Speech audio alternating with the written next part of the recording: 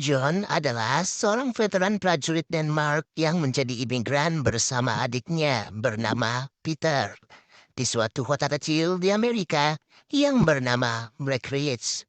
Berusaha ingin memulai kehidupan baru yang damai dan tentram, John mengundang istrinya dan anaknya untuk ikut pindah ke Amerika. Setelah menunggu lama, keinginan John itu pun terwujud ketika John akhirnya menjemput istri dan anaknya di stasiun. Dengan penuh harapan baru, mereka pun menaiki kereta kuda ke kota menuju rumah impian mereka. Di dalam kereta itu, mereka pergi bersama suami istri yang memiliki tujuan ke kota yang sama. Belum sempat jalan, tiba-tiba saja ada dua orang napi yang baru bebas dan memaksa si suami istri tadi untuk keluar. Di tengah perjalanan, salah satu napi yang sama segera menggoda istrinya John. John yang awalnya bersikap dingin mulai tidak nyaman. Pertarungan pun terjadi setelah itu. Namun sayang, John yang lengah langsung ditendang keluar dari kereta kuda. Usaha John untuk mengejar kereta itu pun sia-sia. Tapi ia terus berlari dan berlari. Hingga akhirnya dia menemukan kereta yang ia tumpangi sebelumnya sedang berhenti. John pun menemukan tubuh anaknya yang sudah tergeletak tak bernyawa bersama beberapa mayat lain. Sontak, ia merasa geram dan makin mendekati kereta kudanya yang tadi dengan membawa senapan yang diambil dari salah satu mayat. Berhasil melihat kedua penjahat tadi, John pun tak segan untuk segera menghabisi nyawa mereka tanpa ampun. Setelah itu, ia memeriksa ke dalam kereta. Ia pun mendapati bahwa istrinya sudah tak bernyawa. Scene berlanjut dengan John yang mulai berangkat ke kota sembari menunggangi kuda dengan kedua mayat keluarganya di kuda yang lain. Tak lama, John membaringkan mayat istri dan anaknya itu di rumah yang dikendaki untuk ditinggali bersama oleh orang baik. Dari situ, Peter pun tahu dan ia datang menghampiri melihat kakaknya yang sedang berduka. Ia menanyakan siapa pelakunya. Tapi John tidak mengetahui identitas mereka sama sekali.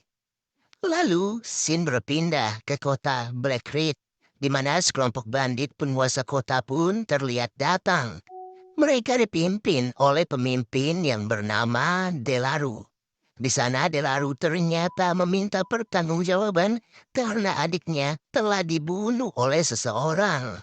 Dari situ diketahui bahwa orang yang John bunuh adalah adiknya Delaru. Delaru memberi ultimatum, jika mereka tidak bisa menemukan pembunuh adiknya dalam waktu 2 jam, dia meminta dua warga sebagai gantinya. Wali kota dan sheriff pun terpaksa menyanggupi permohonan itu. Sadar bahwa mereka tidak akan menemukan pelaku pembunuhan, wali kota dan sheriff mencari orang-orang yang akan dikorbankan. Dari sana, ada seorang nenek dari pemilik toko peralatan yang rela untuk menjadi tumbal. Di mana setelahnya, scene berlanjut dengan setiap orang yang sudah berkumpul di tengah kota. Dan Delaru sudah siap mengeksekusi nenek tadi ditambah seorang pria tanpa kaki. Delaru tanpa ampun menghabisi mereka. Yang tiba-tiba, dia juga menembak seorang pria secara acak. Delaru beralasan kalau seorang nenek dan seorang difabel tidak cukup untuk dihitung dua orang. Delaru pun juga menaikkan pajak keamanan 2 kali lipat sampai pembunuh adiknya bisa ditangkap. Lalu, para warga mulai memakamkan korban kekejaman dari Delaru. Di sisi lain, John dan Peter pun juga sedang menguburkan istri dan anaknya John. Begitu pula di markas para bandit yang dipimpin oleh Delaru. Delaru bersama istri adiknya ternyata melakukan kegiatan yang sama. Terlihat istri dari adiknya Delaru ternyata adalah seorang tunawicara. Tak lama, cerita berlanjut di mana John dan Peter singgah ke kota Black Ridge. Di sana mereka berniat untuk membeli persediaan sebelum memulai perjalanan ke kota lain. Namun ternyata di sana ada yang mengenali John. Mereka adalah pasangan suami istri yang bersama dengan John di dalam kereta. Mereka pun segera melapor ke sheriff. Di sisi lain, Peter yang datang ke sebuah toko mendapat respon kekecewaan dari si pemilik toko. Karena ternyata dia sudah memberi harapan kepada Peter untuk membalaskan dendamnya ke Delaru yang telah membunuh neneknya. Sedangkan setelahnya, John pun terlihat mendatangi wali kota. Di sana ia menjual tanahnya beserta rumah impiannya. Di situ juga wali kota pun menceritakan tentang masalah yang dihadapi oleh kota Black Ridge akibat kabar tewasnya dari adik Delaru. Mendengar cerita itu, John pun cuma bisa bilang oh aja tanpa membalas kata lain. Namun ia berusaha tetap tenang sembari mendengarkan terus. Saat keluar dari rumah wali kota, ternyata John sudah diburu oleh sheriff dan anak buahnya. Yang hasilnya, John yang sigap pun akhirnya tetap tertangkap. Di lain tempat, Delaru bersama istri adiknya sedang menemui seorang pengusaha kaya. Ternyata, Delaru berniat menjual seluruh lahan kota Black Ridge untuk dijadikan tambang minyak. Kesepakatan pun akhirnya terjadi bahwa lahan akan dikuasai 3 bulan lagi. Tak luput, ada catatan kalau si pengusaha akan melindungi segala tingkah dari Delaru, di mana ia bisa bebas dari apapun itu terhadap aturan pemerintah. Kemudian, scene dilanjutkan dengan situasi di penjara, di mana John dan Peter akhirnya tertangkap oleh warga Black Creek. Di sana, John memohon kepada sheriff untuk melepaskan sang adik.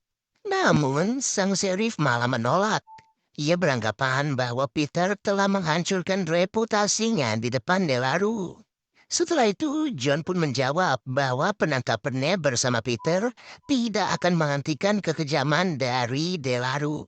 Tapi si sheriff berkata bahwa ia akan memberinya sedikit waktu karena ia telah melaporkan Delaru juga kepada pemerintah pusat. Keesokan paginya, tiba-tiba John dikirim keluar dari sel penjara. Di luar ternyata dia sudah ditunggu oleh anak buah Delaru. Seketika John pun dihajar habis-habisan. Setelahnya John turut dibawa ke markas besar dari Delaru. Di sana John langsung diikat di tiang dan Delaru bersama istri adiknya benar-benar menghakimi John. Tanpa peduli, mereka tetap menghakimi walau John sendiri telah memberitahu alasan demi alasan kenapa ia bisa membunuh adiknya Delaru. Kembali ke penjara Black Ridge, Peter ternyata berhasil kabur setelah ia mengelabui dan mengajar si sipir penjara. Singkat cerita, ketika malam Delaru merasa puas karena ia baru saja skidi pap-pap dengan istri adiknya. Delaru juga ingin membawa istri adiknya yang bernama Madeline itu untuk pergi ke New Orleans. Karena ternyata saking puasnya, Madeline ingin dijadikan selir yang baru. Kembali ke John, ia akhirnya dapat diselamatkan oleh Peter. Di sana, Peter pun menghabisi beberapa anak buah Delaru.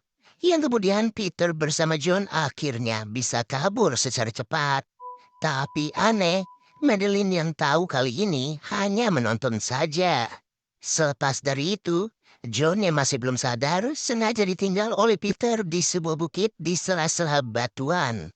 Peter juga meninggalkan senapan agar nantinya John bisa berjaga-jaga. Di mana sesegera mungkin Peter langsung melanjutkan perjalanan untuk kabur.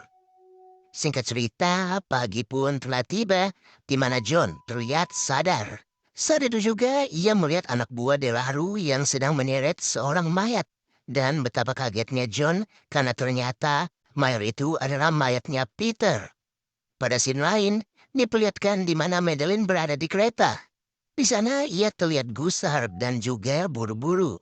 Namun sayang, sebelum kereta jalan, ia harus tertangkap. Di lain situasi, John yang kehausan terus mencari sumber air. Ia mendekati sebuah rumah di mana pemiliknya tidak nyaman dengan keberadaan John. Hebatnya, John yang diperingatkan akan ditembak pun tidak menggubris karena ia sangat butuh minum. Tahu kalau John tidak berbahaya, Pada akhirnya, pemilik rumah pun membantunya. Di situ ketahuanlah bahwa perempuan tersebut adalah seorang janda yang mana suaminya menjadi korban tembakan acak oleh Delaru di kota Black Ridge. Di markas Delaru, Madeline ternyata baru saja tertangkap dan ia akan dibunuh. Namun sebelum dibunuh, ia akan diajak bersenang-senang oleh tangan kanan dari Delaru. Lalu malam pun tiba. John ternyata menghampiri si wali kota.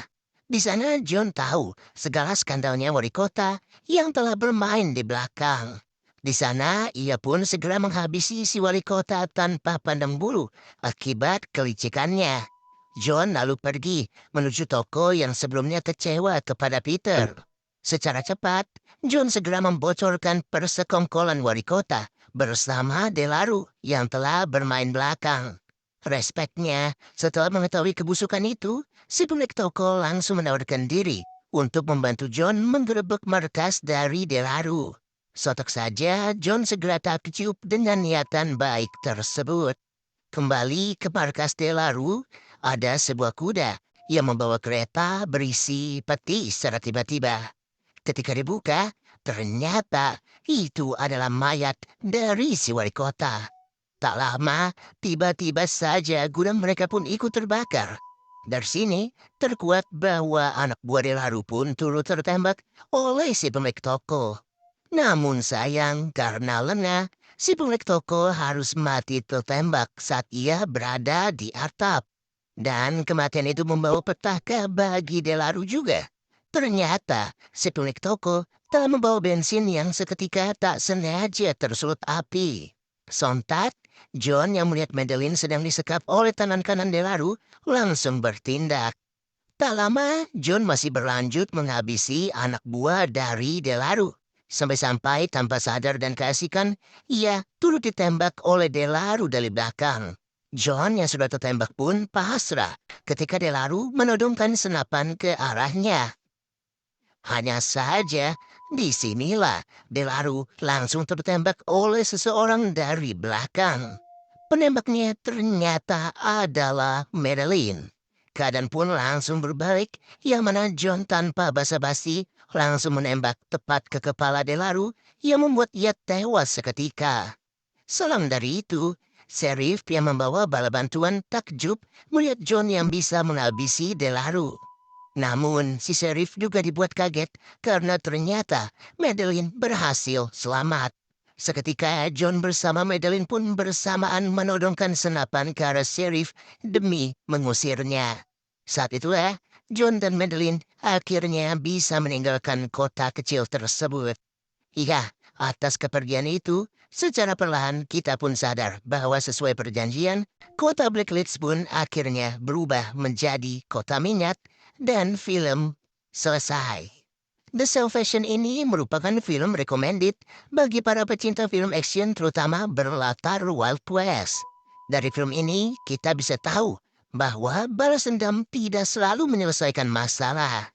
Terkadang itu malah menciptakan masalah baru dan akan terus berulang. Sampai jumpa lagi di video berikutnya. Thank you guys.